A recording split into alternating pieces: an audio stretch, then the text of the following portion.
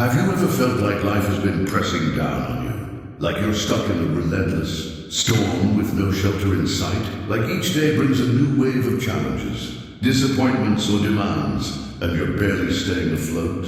You're trying. You're showing up. But inside you wonder, how much more can I take? Let me tell you something important. Something the world rarely stops to say. You're not weak. You're not broken. You're not failing. What you're feeling is a signal, a sign. Not that you're about to break, but that it's time to build. Because emotional strength isn't something you're born with. It's something you forge, like steel, under pressure, in fire and over time. The truth is, emotional resilience doesn't come from avoiding discomfort or waiting for life to get easier. It's built brick by brick in the small, consistent choices you make every single day. When things don't go your way, when people disappoint you, when fear creeps in or the path gets hard, how you respond in those moments defines your strength. It's the mindset you cling to when the pressure rises. It's the discipline you show when no one else is watching. It's the courage to act, not because you feel ready, but because you've trained your soul to rise anyway. The Stoics, ancient philosophers, who understood the human condition better than most, knew this long before any modern therapist put it into words. They weren't emotionless. They weren't cold. They were warriors of the inner world. They taught that real power doesn't come from dominating others, but from mastering yourself, from staying calm when life is chaos, from remaining steady when your emotions want to explode, from refusing to let the noise of the world control your peace. And that's what this video is about. Not just feeling better, but becoming unshakable. In the next few minutes, I'm going to walk you through 10 powerful habits, all rooted in ancient Stoic wisdom, that will rewire how you think, respond, and rise in the face of life's storms. These habits will strengthen your mind, steady your heart, and give you a deeper kind of strength, the kind that doesn't fade when circumstances shift. By the time we're done, you won't just survive adversity, you'll transform it into your greatest advantage. So let's begin with habit number 1. Before your feet even hit the floor, before you check your phone, before you scroll through headlines, emails, or endless to-do lists, pause, take a breath, and ask yourself one question. What is in my control today? Because your mind, brilliant and busy as it is already spinning by the time you open your eyes. It's forecasting outcomes, reliving yesterday, worrying about tomorrow, scripting conversations, anticipating reactions. Will they agree with me? Will things go my way? What if I fail? But here's the truth. Most of the questions your brain is asking have nothing to do with what you can actually control. And this right here is where people lose their power. They spend their precious energy wrestling with things that are outside their reach. They try to bend reality instead of mastering their response to it. The Stoics saw this clearly. Epictetus, one of the greatest Stoic teachers, explained that all of life falls into 2 categories. What's within our control and what's not. What can you control? Your thoughts, your beliefs, your actions, your values, your decisions, how you respond to setbacks, criticism, or uncertainty. What's outside of your control? Everything else. The past, other people's opinions, the economy, the weather, whether someone understands you or misunderstands you, whether someone keeps their promise or breaks it. Yet so many people live like it's the other way around. They obsess over someone else's approval. They spiral over a conversation they had last week. They let one rude comment ruin an entire day. They build their emotional world on shifting sand and wonder why they feel so exhausted. The tragedy, they're handing away their emotional power without even realizing it. But when you flip this mindset, when you begin each morning by choosing to focus only on what's in your hands, everything changes. Imagine this. You wake up tomorrow, you don't grab your phone. You don't open the floodgates of chaos. Instead, you sit still and say, today I control my attitude. I control my effort. I control my reactions. You might choose to eat nourishing food. You might choose to speak calmly, even when provoked. You might choose to show patience, even when someone tests your limits. By naming these things up front, you create a mental filter. So when something comes up that doesn't fit in that filter, someone's mood, the traffic, the weather. You know it doesn't deserve your emotional energy. This isn't passive surrender. This is strategic focus. It's like being a general in a battle. You don't waste troops on lost causes. You don't fight where you can't win. You defend the territory that matters. Your mind, your choices, your values. This is how you stop leaking energy into dead ends. And it's also how you build strength that lasts. Let's break this down in real life. Say you've got a big presentation or meeting today. You can't control how others will react, but you can control how you prepare, how clearly you speak, how you carry yourself when you walk into the room. Or maybe you're facing a personal challenge. Maybe someone's behavior is draining you. You can't control what they say or do, but you can control how close you let them stand to your peace. You can enforce your boundaries. You can protect your spirit. You can walk away. That's real power. And the more you live this way, the more unstoppable you become. Because the world will always throw things at you that are unfair, unexpected, or unkind. But if you've trained your mind to focus only on your circle of control, you'll rise anyway. Not because life got easier, but because you got stronger. So what happens when you truly begin living this way? When you protect your focus, filter your energy, and stop giving your emotions to things you can't control, something powerful shifts. You're no longer tossed around by the chaos of the world like a leaf in the wind. Instead, you become anchored, steady, grounded, almost immovable. It doesn't mean life stops being hard.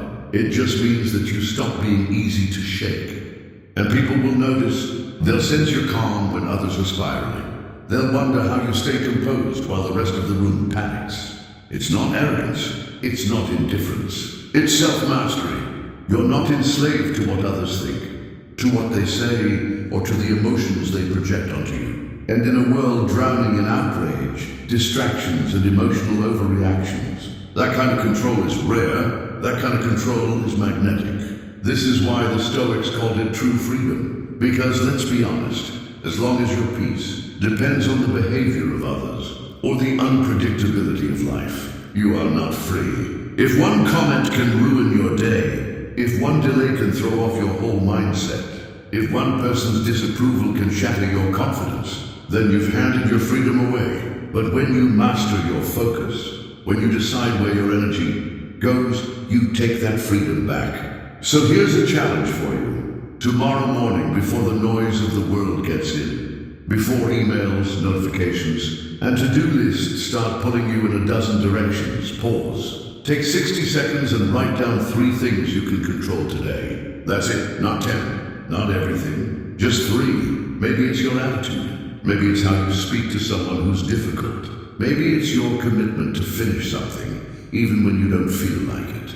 Write those 3 things down, put them in your phone, or on a sticky note in your pocket.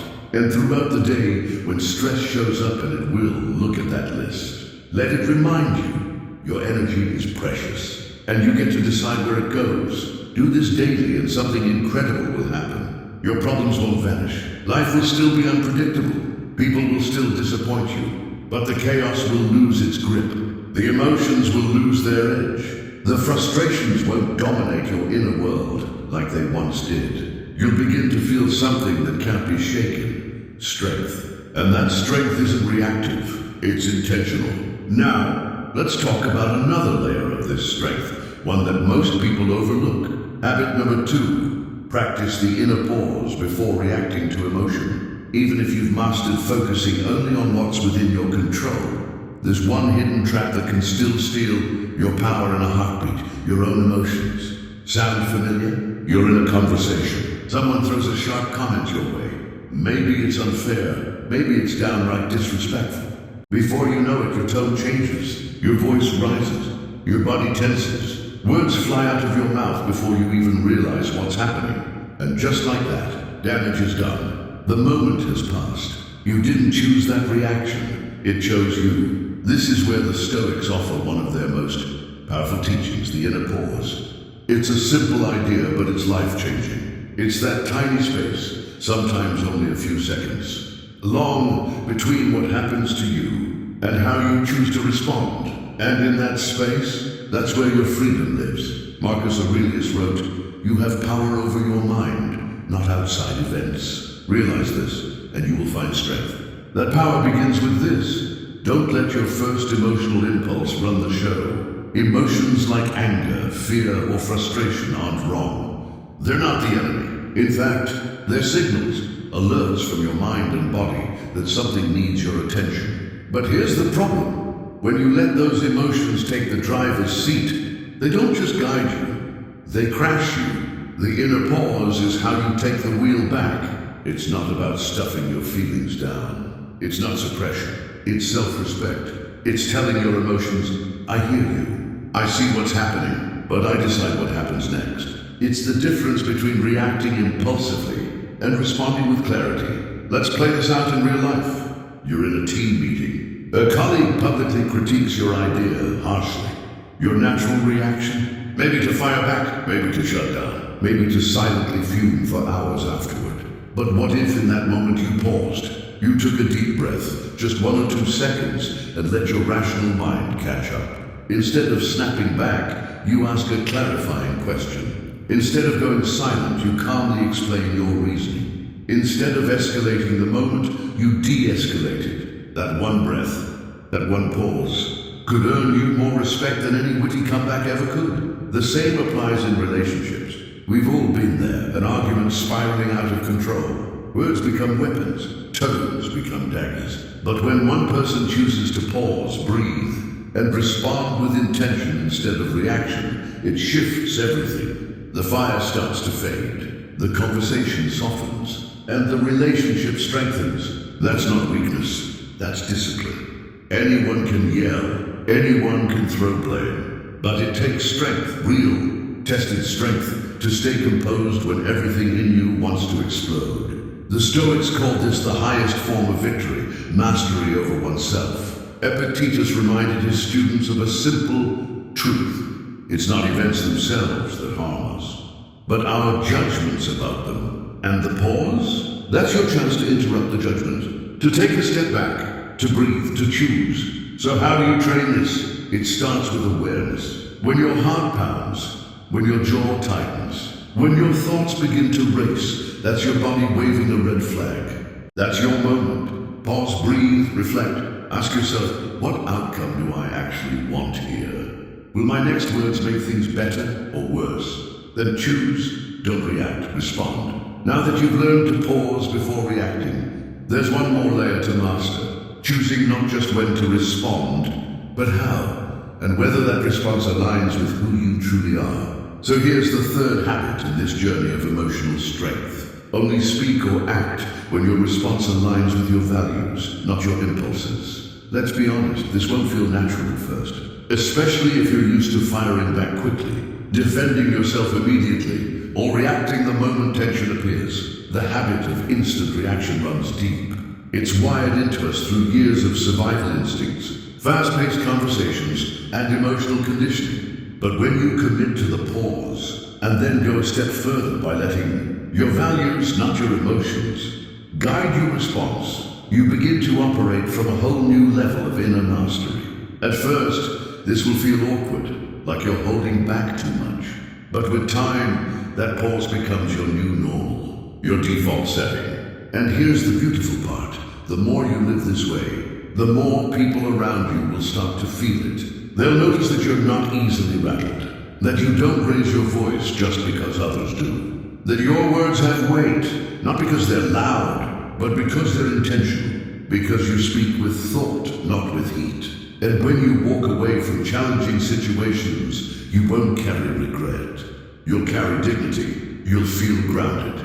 You'll feel proud, not in an arrogant way, but in a quiet, powerful way, because you stay true to yourself. You'll realize that no one controls your tone, your words, or your actions, except you. And that kind of power, it can't be stolen. It can't be faked. It has to be earned. So the next time you feel your emotions rising like a tide, when anger simmers in your chest or frustration sparks in your mind, remember, you don't owe anyone an instant reaction. You don't have to answer right away. You don't have to match their energy. You don't have to lose yourself just to make a point.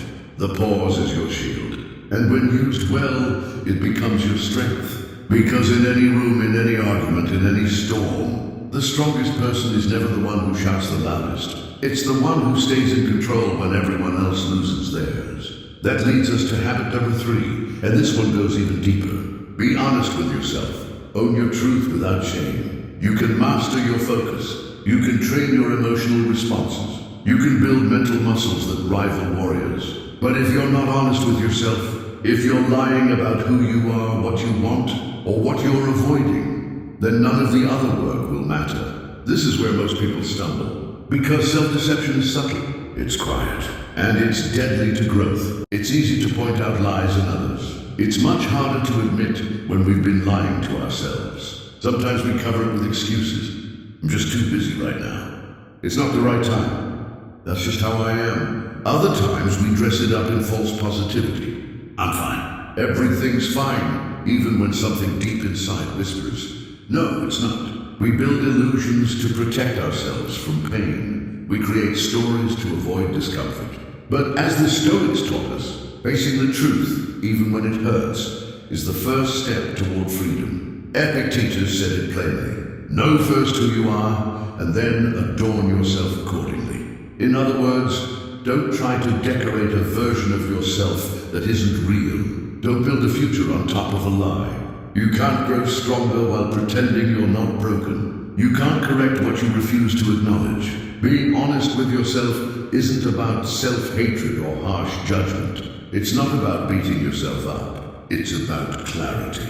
It's about looking in the mirror and saying, this part of my life isn't working, and I played a role in that. Maybe you've been stuck in a job that drains you because deep down, you're afraid of the risk that change would bring. Maybe you keep finding yourself in the same toxic relationship patterns because it's familiar, and change feels terrifying. Maybe you've been telling yourself, I'm working on it, but you're really just avoiding it. That's not weakness. That's being human. But honesty is where healing begins. Not with judgment, but with truth. So what does real honesty look like? It looks like speaking to yourself like a trusted friend would. A friend who's not afraid to tell you the truth, but also refuses to shame you for being imperfect. It looks like saying, yes, I've messed up, but I'm still worthy of growth. Yes, I've avoided this, but I can face it now. The moment you name the truth, you unlock the ability to change it, because what you can't see, you can't fix. But when you strip away the denial and the distractions, when you stop hiding from what you know deep down to be true, you finally see the battlefield clearly. You know where your weaknesses are, and now you can begin to strengthen them. Think about a moment in your life when you finally admitted something to yourself, something you'd been avoiding. Maybe it was the end of a relationship you knew wasn't right. Maybe it was a habit that was slowly draining your energy or self-respect. Maybe it was the moment you stopped blaming others and started taking responsibility. Yes, it probably stung at first. But after that sting came something else, relief. Because now the pretending was over. Now you could start. The Stoics practiced this daily. Marcus Aurelius, one of the greatest emperors and philosophers in history, used his journal not to impress the world, but to confront himself. He wrote down where he failed, where his discipline slipped, where his actions didn't align with his principles. He knew that self-awareness without action is pointless, but action without self-awareness is dangerous. So how do you begin this habit? Create space for daily reflection. Just a few minutes, maybe at the end of your day. Ask yourself honest questions. Where am I lying to myself? What truth am I avoiding? What pain am I numbing? Uberidus ti symptom. What dream am I postponing? And when discomfort rises, because it will, listen. Because the truth you're afraid to face is often the one you need the most. Here's the key. Remove judgment. Don't treat truth like a verdict on your worth. Treat it like data. Valuable, neutral information that you can use to grow. Then take one step, just one small action, to correct what you faced. That's how emotional strength is built. Not by being perfect, but by being honest. When you make honesty with yourself a daily habit, everything sharpens. You stop living in a haze of denial or wishful thinking. You stop being surprised when life tests you, because now you're grounded in reality. And that groundedness, it gives you precision. You speak more clearly, You decide more confidently. You recover more quickly. Your actions align with what matters, not with what's convenient. Your emotional state isn't tossed around by every storm. It's steadied by truth. Because here's the truth no one escapes. Life will test you. Unexpected challenges, stress, disappointment, they're not optional. But if you're already lying to yourself when they arrive, you'll face those tests with broken tools. You'll be confused, lost, defensive. You'll crumble under the pressure, not because the moment was too big, but because you weren't ready for it. But when you walk into every situation, having already faced your truth, without shame or excuses, you become unshakable. You know who you are. You know what you stand for. And that's self-knowledge. That's power no one can take from you. Most people rush through their days like they're racing through a crowded street, head down, shoulders tense, eyes focused only on the next obstacle. They never pause. They never look back. They just react, respond, and repeat. And then they wonder, why do I feel lost? Why do the same problems keep showing up? Why don't I seem to learn from my mistakes? The answer is painfully simple. They're living life without a mirror. Now don't mistake this mirror for vanity. This isn't about obsessing over your image or perfectionism. It's about reflection. The deliberate act of looking back on your day with clear, honest eyes. Asking, what happened? How did I respond?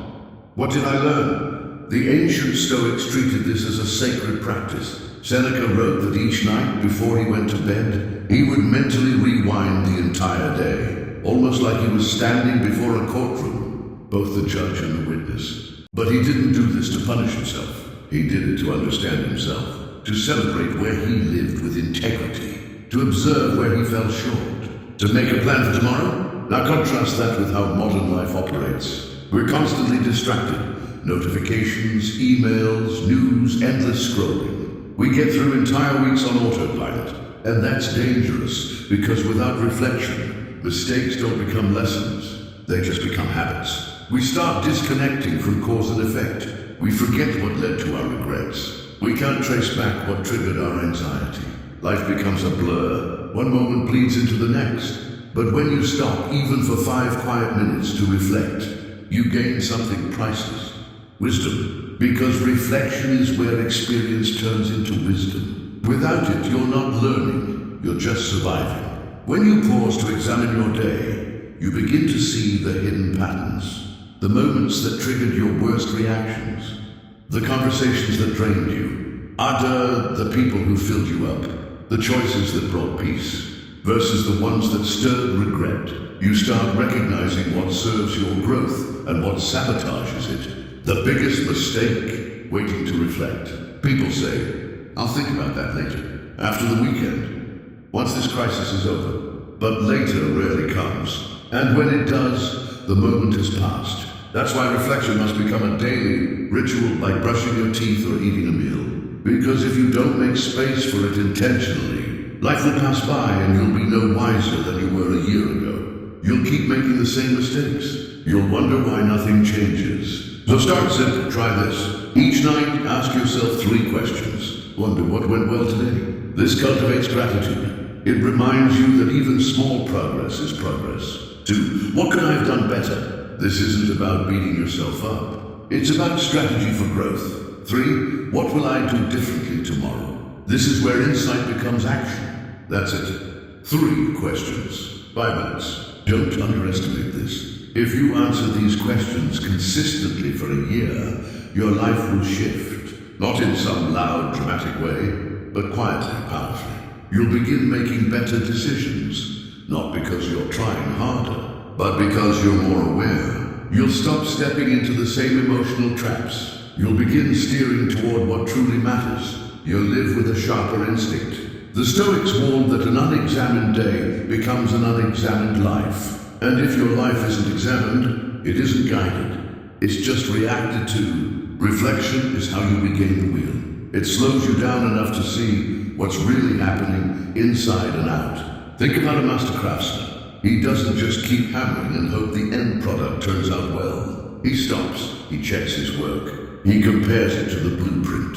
He adjusts. That's how his craft improves. And your life is no different. If you keep charging ahead without pause, You'll miss the small errors until they become big problems. But if you pause, if you check your alignment with your values, your goals, and your truth, you catch the mistakes while they're still small. You notice the subtle patterns before they repeat again. You stop reacting blindly, and you start responding deliberately. Over time, your days stop blurring together. They begin to feel connected, purposeful, designed. This habit reflection is your mirror. Carry it daily. Use it not to judge yourself harshly, but to see yourself clearly. Because when you see clearly, you can grow intentionally. And when you grow intentionally, you stop drifting through life. You start directing it. Now let's face something head on. Life will hit you again and again. Sometimes it's small, the daily stress, the little annoyances, the unexpected interruptions. And sometimes it hits hard. The loss, the betrayal, the diagnosis, the heartbreak. Life isn't gentle. But the Stoics never expected it to be. What they did teach was how to bend without breaking. You've learned to reflect, to examine your days with honesty. But the real test of inner strength, it's how you hold yourself when the storm hits, when reflection is hard, and emotion runs high. Most people think being strong means standing tall, unmoved, unshaken, refusing to yield under pressure. But here's the paradox. Real strength isn't rigid. It's flexible. Because anything too stiff under constant pressure eventually breaks. Imagine a tree during a fierce storm. The wind whips violently against it. If it refuses to bend, if it locks its trunk and stiffens its branches, it might snap in half. But if it sways, if it yields to the direction of the storm, it may lose a few leaves, but it survives. That's the secret of resilience. The Stoics understood this better than anyone. They never taught us to avoid hardship, because that's impossible. They taught us to move with hardship without losing who we are. Because resilience isn't about pretending everything's fine. It's not about hiding the pain. It's about feeling the weight of it all, and still choosing to keep going. It's about acknowledging the loss, but not allowing it to define you. It's about standing in chaos and staying centered, grounded, true. The problem? Most people are waiting for life to be calm before they decide to be calm. They say, I'll find peace once this is over. I'll feel okay after this problem goes away. I'll be strong once things settle. But life rarely settles. There's always another wave, another fire, another unexpected twist. If you wait for life to calm down before you calm down, you'll be waiting forever. Resilience means building inner stability, regardless of what's happening outside.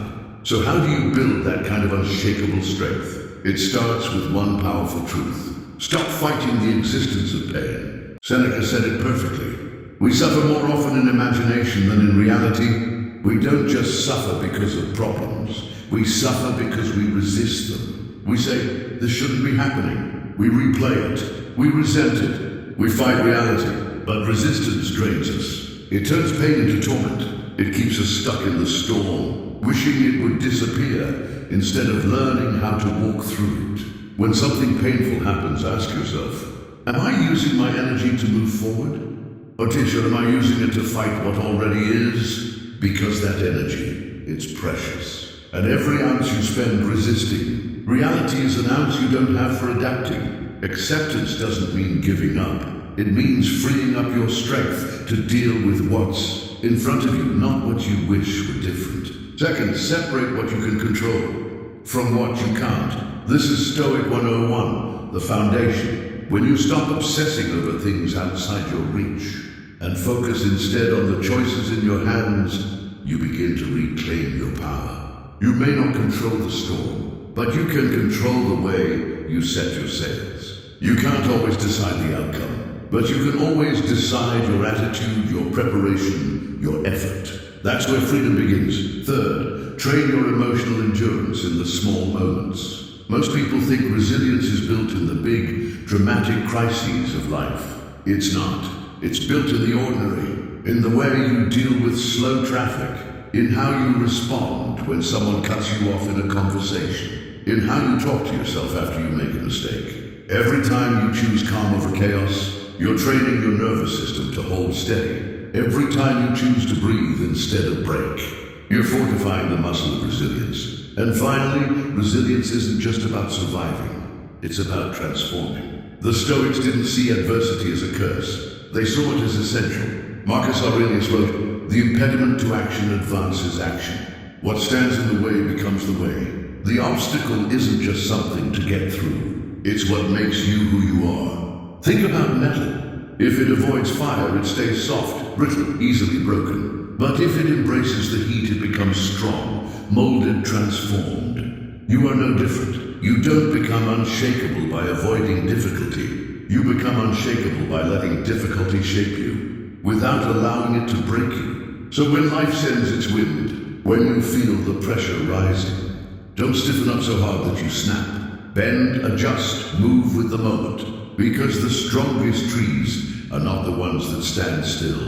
They're the ones that sway and survive. Real strength isn't found in being motionless. It's found in endurance. You might sway. You might lose a few leaves. You might feel the ache of every gust. But when the storm passes, you're still standing. And your roots, they're deeper than ever. That's emotional resilience. Now let's take it one step further with the next habit. Let's be real. One of the fastest ways to lose your power is by giving an instant reaction to everything that provokes you. A rude comment, a frustrating delay, a piece of bad news, even a simple misunderstanding. Most people live in constant reaction mode. They're like puppets, every string pulled by someone else's behavior. Someone says something harsh, they explode. Something inconvenient happens, they spiral. Their peace depends on how the world treats them. But here's what the Stoics knew and lived by. You don't have to react instantly.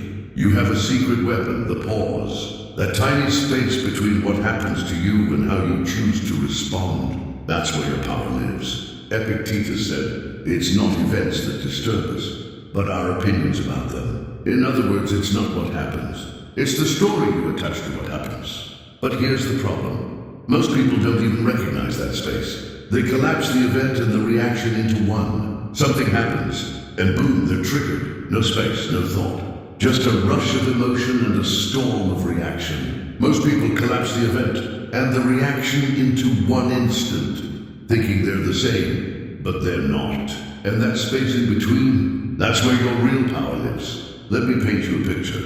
Imagine you're holding a cup of hot coffee.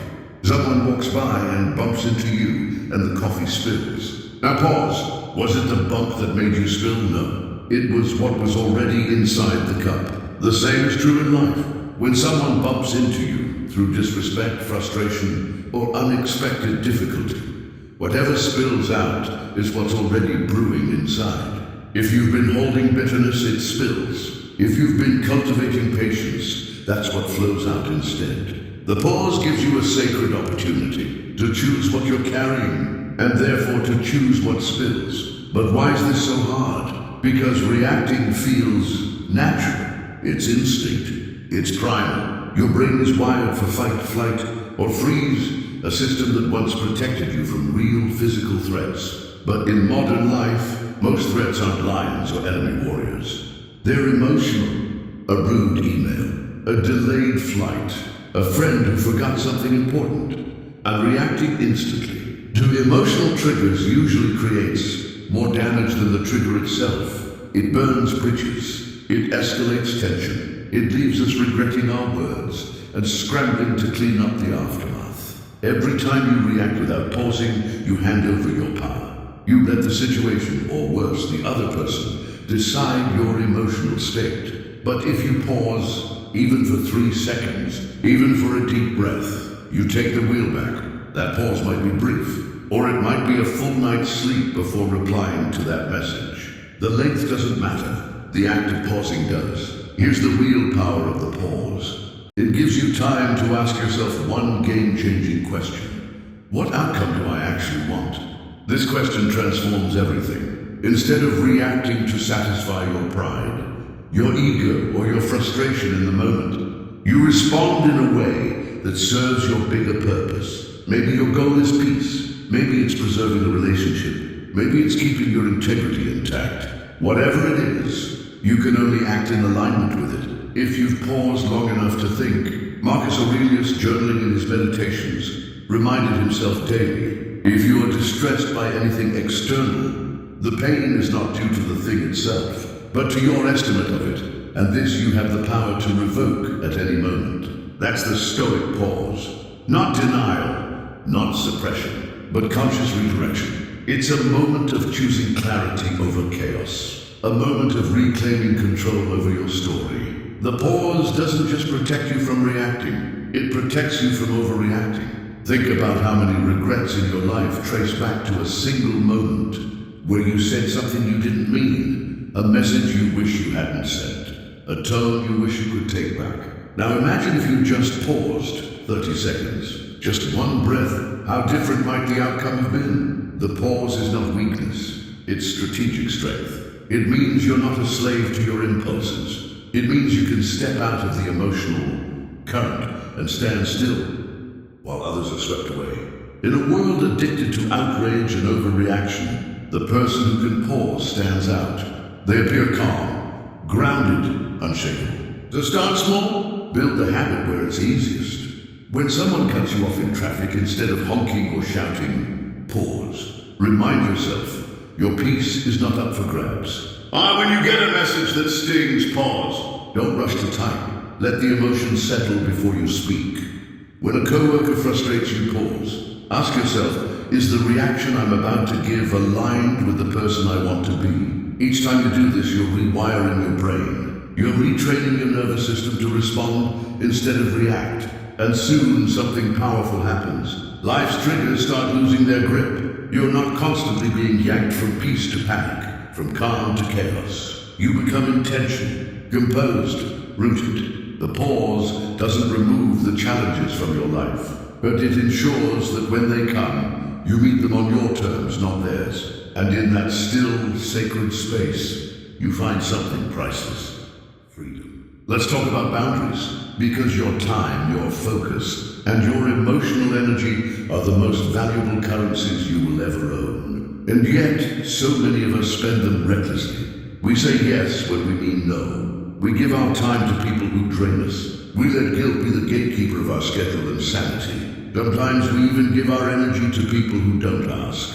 They just take. But here's the truth. Every time you say yes without discernment, you're also saying no to something else. And that something else might be what you truly need. Rest, focus, health, joy, purpose. When you let guilt shape your boundaries, you trade long-term peace for short-term approval. And that's a bad trade. Boundaries are not walls. They're gates. They're not designed to shut everyone out.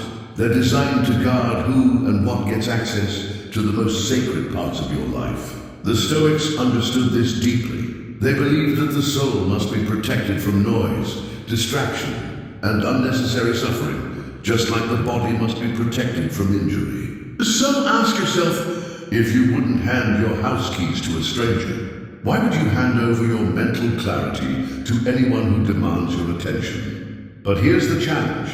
We've been conditioned to see boundaries as selfish. We've been taught to be kind, agreeable, accommodating. But sometimes, what we were taught as kindness was really the slow erasure of boundaries. From childhood, many of us were praised for being good, for being agreeable, for saying yes, for keeping the peace at all costs. We were told not to rock the boat, not to upset others, not to say no. So naturally, as adults, saying no feels wrong. Like we're disappointing someone, like we're being difficult or selfish. And for those who deeply value relationships, this discomfort runs even deeper. But here's the hard truth. Without boundaries, you're not helping people. You're enabling them. You're allowing them to take without limits, without reflection. And you're slowly depleting yourself in the process. Picture your life as a beautiful garden. Your goals are flowers. Your energy is sunlight. Your health, your peace, your dreams, they're all part of this living, growing space. Boundaries are the fence, not to lock the world out, but to keep the weeds from overrunning your purpose. Because weeds aren't evil. They don't mean harm. They just grow where there's open space, unclaimed, undefended ground. Life is no different. If you don't define the edges of your time, your focus, your attention, other people's needs, demands, and problems will slowly take over. So how do you build better boundaries? It begins with clarity. Clarity about what matters to you, your priorities, your values, your non-negotiables. Because when you're clear on what deserves your best, boundaries become natural lines of protection, not barriers of resistance. For example, if your health matters, you might protect your sleep with a non-negotiable bedtime. If deep work matters, you might set limits on social media or mute notifications during certain hours. If your peace matters, you might stop engaging in conversations that leave you drained, belittled, or disrespected. Boundaries don't begin with other people. They begin with you. Now let's address the elephant in the room. Guilt. Yes, setting boundaries often triggers guilt. Why? Because you care. Because you were conditioned to serve others first. Because your worth used to feel tied to how available or agreeable you could be. But here's something crucial to remember. The people who benefit the most from your lack of boundaries will be the ones most upset when you finally create them. That doesn't mean you're doing something wrong. It means the boundary is working. You're shaking the system. You're changing the terms of engagement. You're saying, my energy is not free. My peace is not disposable. Marcus Aurelius said it best. The tranquility that comes when you stop caring what they say or think or do, only what you do. Boundaries are how you live that wisdom. They help you pull your attention back to your own actions, your own values, your own center, rather than being dragged around by the noise of everyone else's life. When you set boundaries without guilt, something shifts inside you. You begin teaching people how to treat you. And more importantly, you teach yourself that your needs are worth honoring. With time, you'll notice something powerful and liberating. The people who truly love and respect you, they'll honor your boundaries. And the people who can't respect them, they'll quietly drift away. Either way, you win. So start small. Say no to a request that drains your time and energy. Turn off your phone after a certain hour. Block off your mornings for deep work, stillness, or self-care. Each boundary you set is like reclaiming a plot of land that was once taken for granted.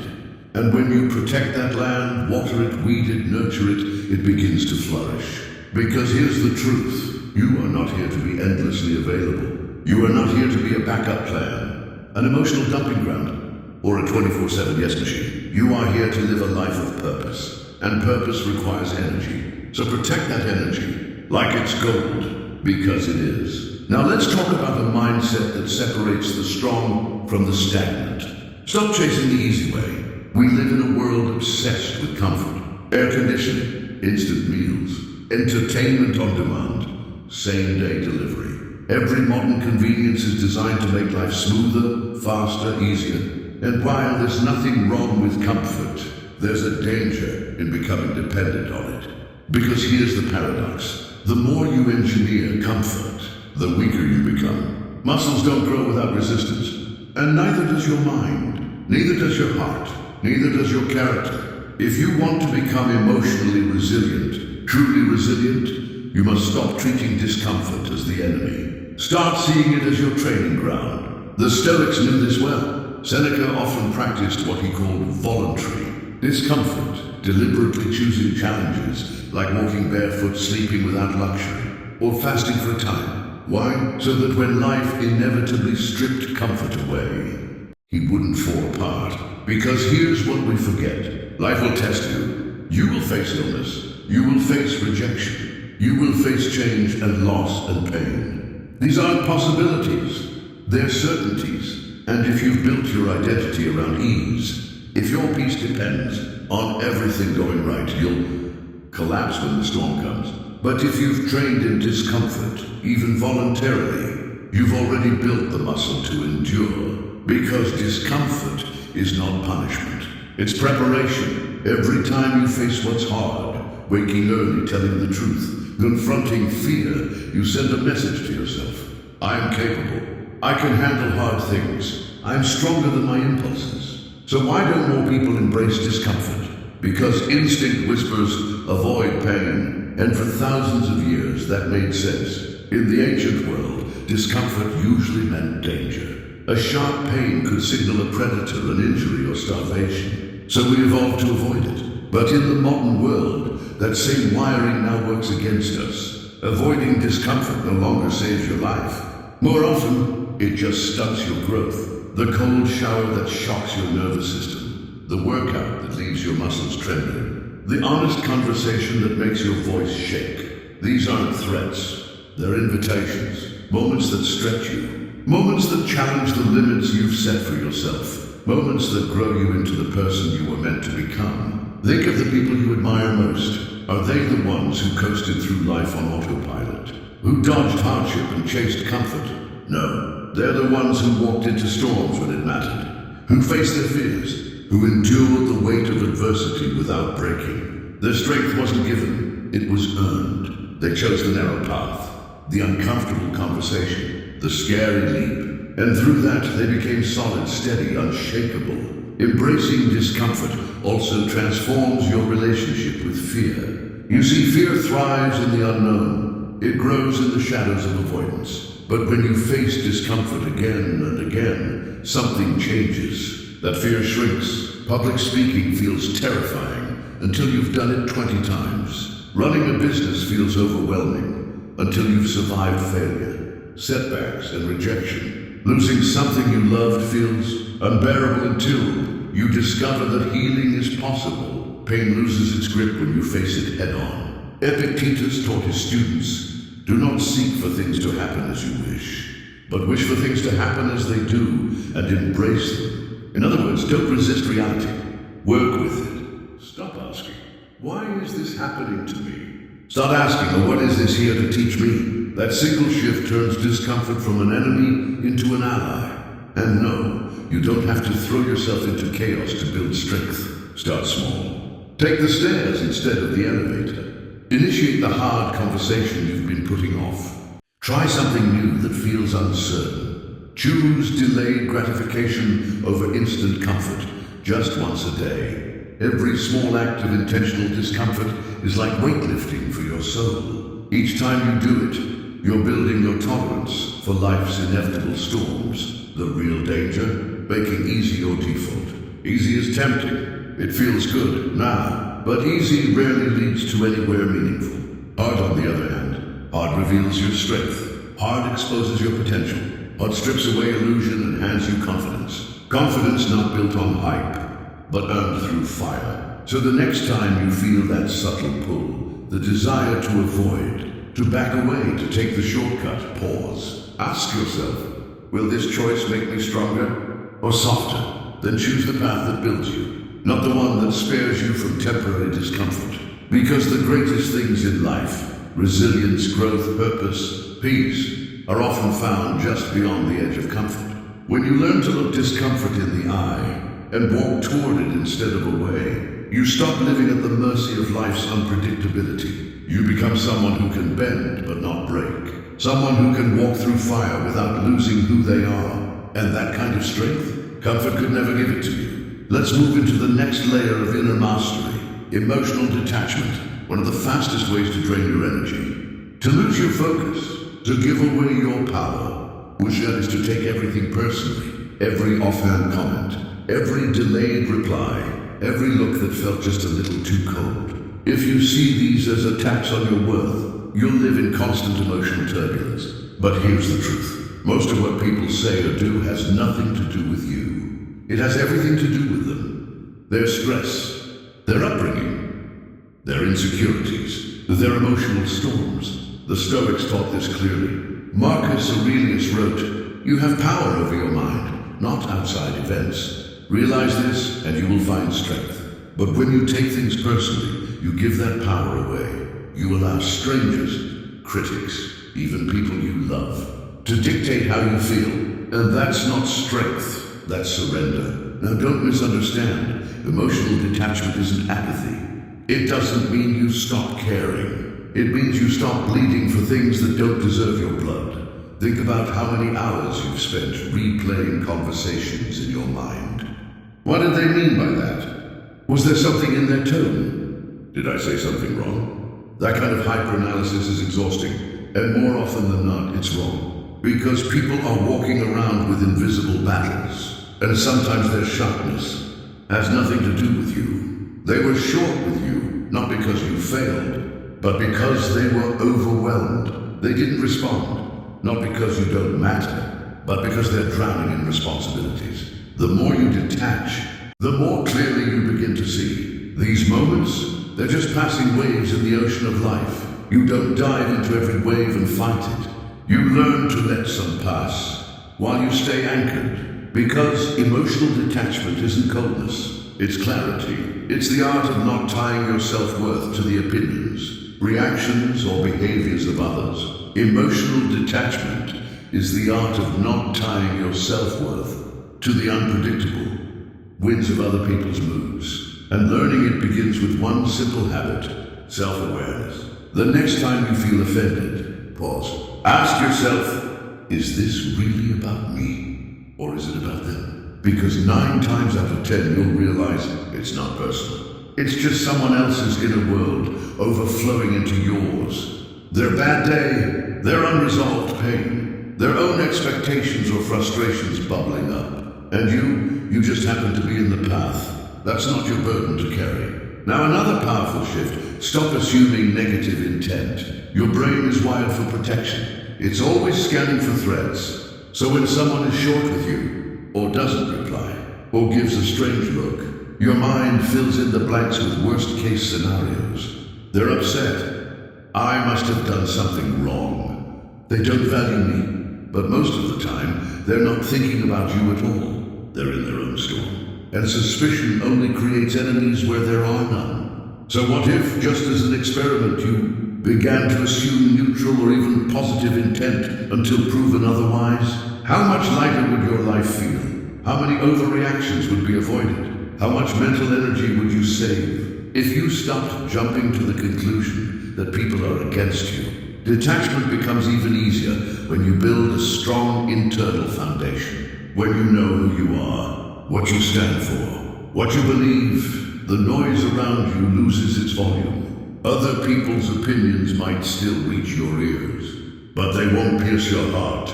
You become like a mountain. The wind can howl, but it cannot move you. Here's a practical way to train this. Expose yourself intentionally to situations where you might be judged or misunderstood, and then choose not to defend yourself. Let people think what they want. Let them misunderstand you. Don't correct every false impression. Don't fight every narrative. The more you practice this, the more free you become from the exhausting need for approval.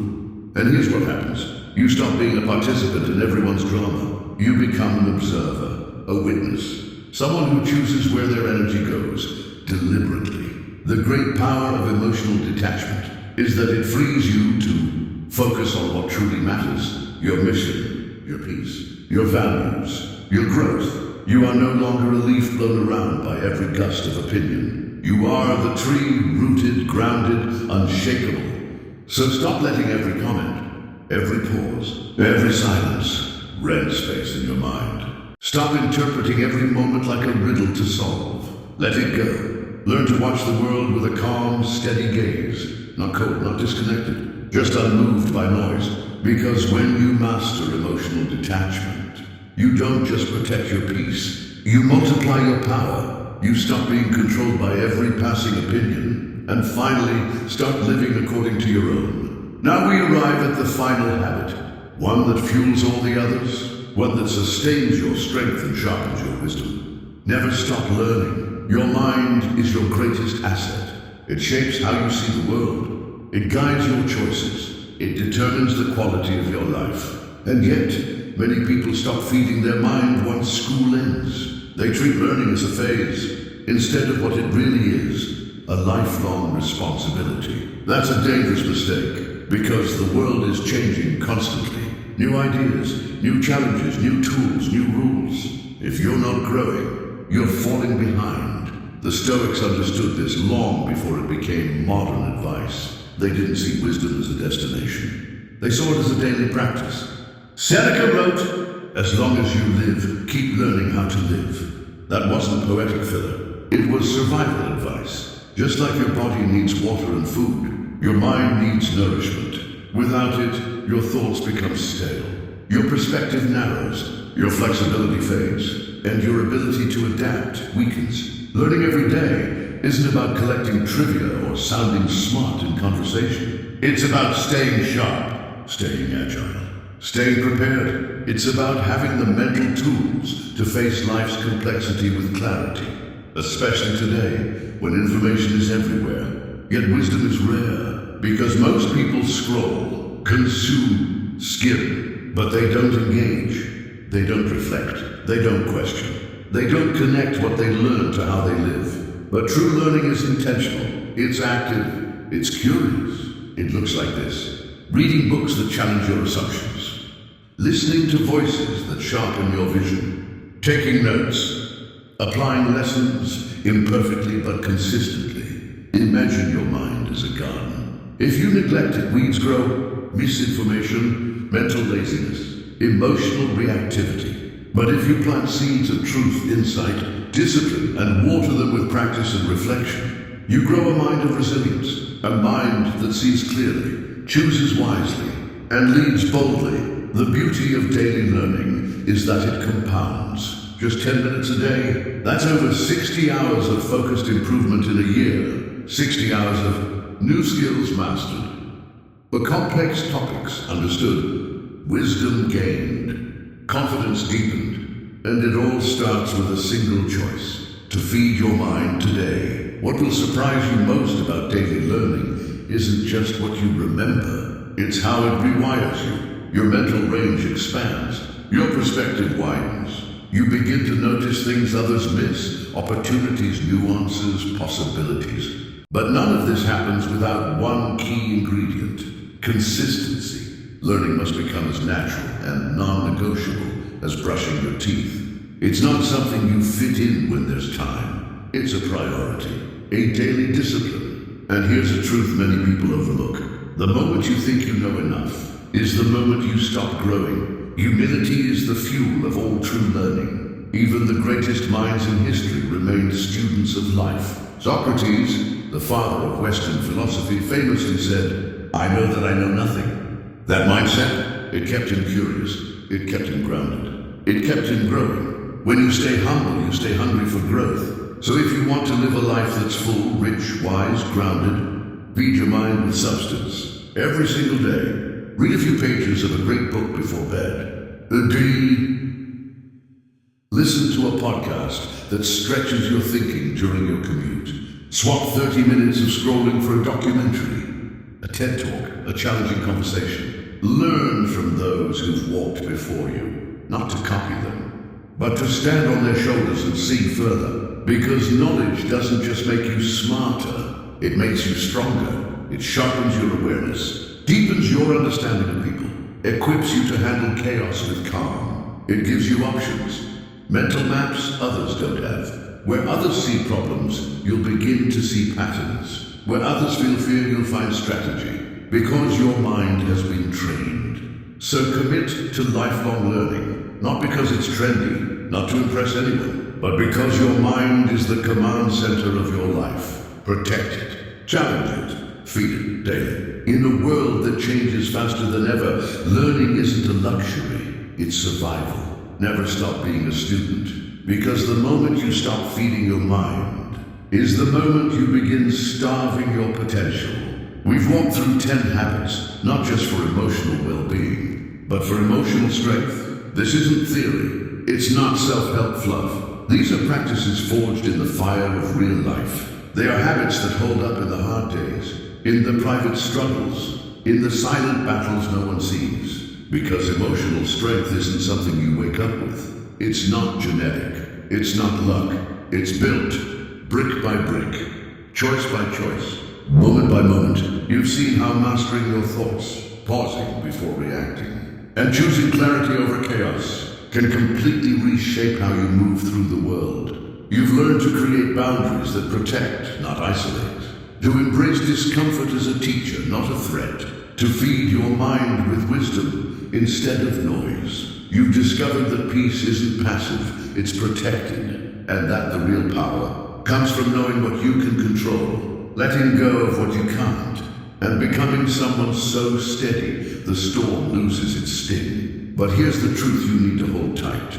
Knowing these habits means nothing if you don't live them. Emotional strength is like a muscle. Neglect it and it weakens. Use it and it grows. Every challenge, is practice. Every test is a chance to rise. And every new morning is a blank page to write the next chapter of your strength. So ask yourself honestly, will you let your emotions run your life? Or will you learn to master them? Will you let the world shape you? Or will you decide who you are daily? Because the choice is not a one-time event. It's a rhythm, a practice. If you want true freedom, if you want to walk through chaos with a calm soul, if you want to face life's storms with eyes that don't flinch, then don't just absorb this message. Live it. Start today. Start now. Pick one habit and put it into motion before the day ends. Not next week, not when you feel more ready. Because the longer you wait, the weaker your resolve becomes. Emotional strength isn't the absence of pain. It's the knowing deep in your bones that no matter what comes, you will endure, you will adapt, and you will rise. And above all, you are not here to simply survive life. You are here to master it.